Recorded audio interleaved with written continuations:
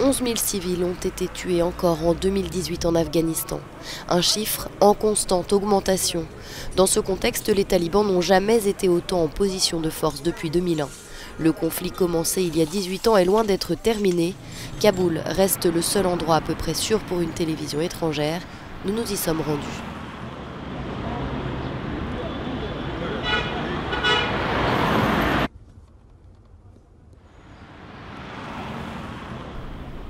Nous traversons actuellement la zone verte, nous sommes en plein centre de Kaboul.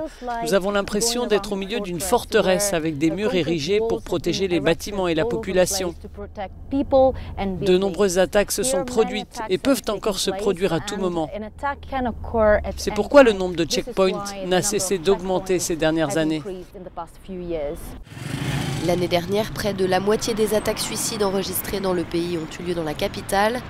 Les victimes ont été transférées dans cet hôpital réservé aux blessés de guerre sous l'égide de l'organisation non gouvernementale italienne Urgence à Kaboul. Entre 2004 et 2006, le nombre de blessés de guerre a augmenté. Et après 2010, il a augmenté de manière drastique. On ne peut pas comparer. Maintenant, au moins 10 ou 20 patients sont admis ici toutes les nuits. Cet hôpital a soigné au moins 16 000 Afghans l'année dernière.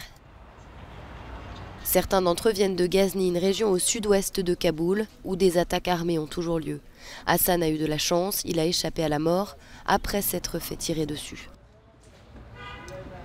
Quand je suis rentré de Kaboul à Ghazni, où j'ai passé quelques jours, nous avons été arrêtés sur la route par les talibans.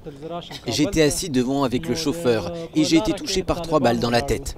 Le chauffeur aussi a été touché. Une balle a atteint mon oreille, les 2 autres ma tête. Le conflit s'intensifie et la mission de l'ONU se dit préoccupée par l'augmentation du nombre de victimes civiles dans des frappes aériennes.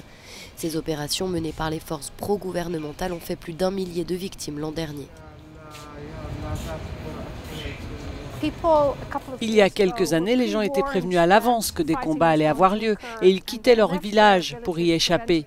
Maintenant, ce qui se passe, c'est que les gens se retrouvent immédiatement au cœur d'un conflit. Avec les prochaines élections présidentielles, les négociations pour la paix dans l'impasse et l'augmentation du nombre d'insurgés, les experts craignent désormais de nouvelles flambées de violence.